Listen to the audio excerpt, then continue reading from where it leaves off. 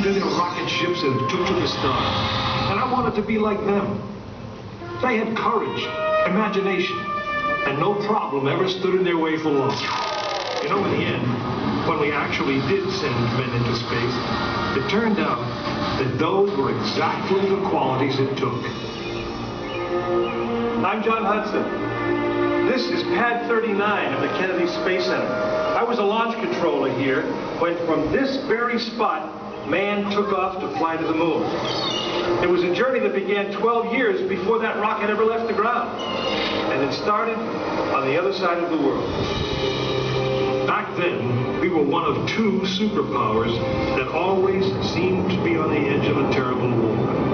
In 1957, the Soviet Union launched the first ever man-made satellite into Earth orbit. They called it Sputnik, which means traveling companion. In a world where peace hung in a delicate balance, it seemed to create a dangerous advantage. Every ham radio operator in America could hear it beeping. People were afraid. Were the Soviets looking down on us, watching us? If they could make a satellite pass over our cities, could they do the same with a bomb? Our own space program kicked into high gear, and less than 2 months later, we were ready to launch our own satellite.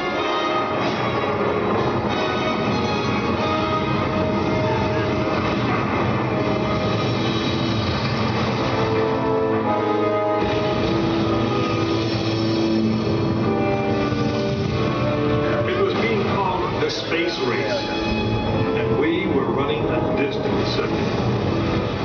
In 1961, we fell even further behind.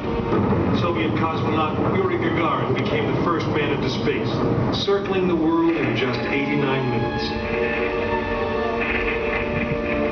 We had our own astronauts, and they were eager and ready to take the big ride.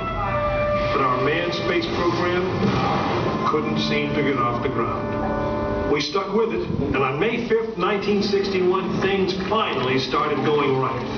Astronaut Alan Shepard took his ship Freedom 7 6.5 miles into space. America had its first space hero.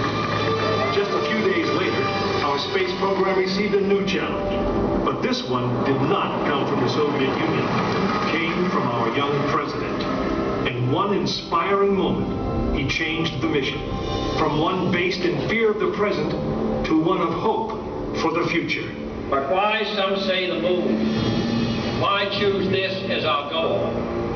And they may well ask, why climb the highest mountain? Why, 35 years ago, fly the Atlantic? Why does Bryce play Texas?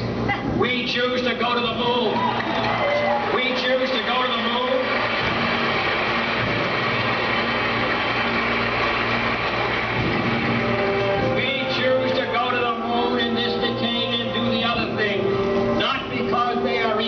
But because they are hard. We hadn't been more than 16 minutes into space, and now we were going to the moon.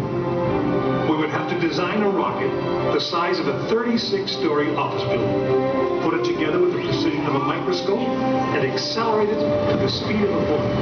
Then we would have to guide it to a moving target 250,000 miles away. Many people thought it was an impossible dream, but 400,000 of us set about making that dream a reality. It would be the longest, most hazardous voyage that any man had dared to attempt. But step by step, mission by mission, we orbited the Earth, perfecting the skills and technologies we would need on this incredible journey. Our astronauts practiced maneuvering, docking, and the 1,000 other tasks that would comprise the moon mission. We created new alloys, lighter and stronger than anything seen before. We designed communication systems that would be reliable over the vast distances. And behind it all, we tried to perfect the rocket that would be powerful enough to punch out of Earth orbit and take us to the moon.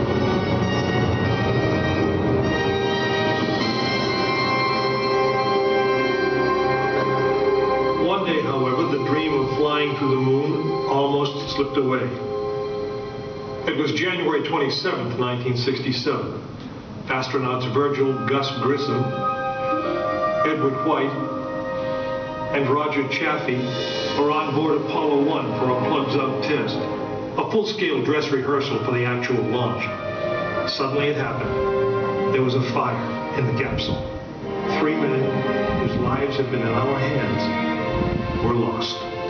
Surely the opening vistas of space promise high costs and hardships, as well as high reward.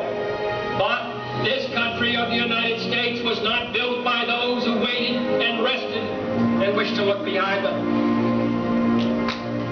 After Apollo 1, some thought we'd failed and that the moon was out of our reach. But we owed it to those men to learn from their sacrifice and to carry on. We started taking the Apollo vehicle apart, piece by piece. Was the design flawed?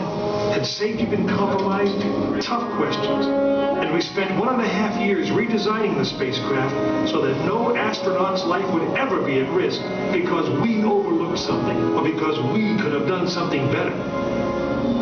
A moon rocket is 91% high explosive, and it goes into the most unforgiving, hazardous environment there is.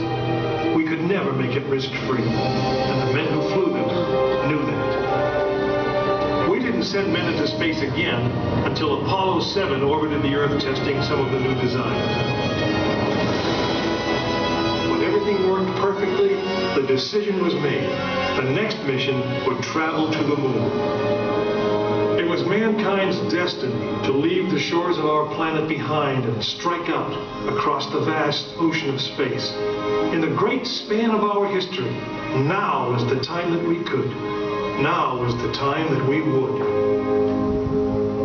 We stood on the eve of the longest, most dangerous journey that any man had ever undertaken. And it would be taken by Frank Borman, James Lovell, and William Anders, the crew of Apollo 8. Through those doors, you'll find the firing room, launch control, just as it was on December 21st, 1968. Please gather.